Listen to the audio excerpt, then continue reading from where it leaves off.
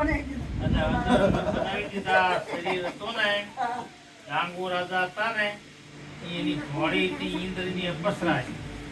ઇન્દ્રની અપસરા હતી. તેને પછી એને શ્રાપ હતો કે 3.5 વજર ભેગા થાય ને તાર તો પાછી અહીંયા આવી. એટલે હવે 3.5 વજર ભેગા કરવાના હતા ને એની હાટું એટલે નારદ મુનિ ગયા પાંડવો પાસે. પછી એની પાસે ગયા, શંકર દાદા પાસે ગયા. આ બધાને ભેગા કર્યા યુદ્ધ કરવા હતું.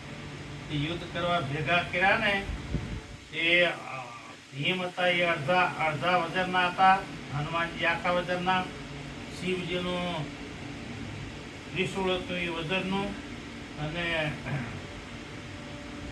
ભગવાનનું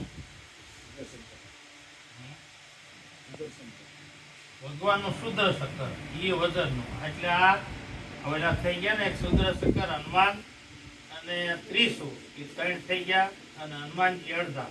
એટલે યુદ્ધ કરવા હાટવાને ભેગા કર્યા ને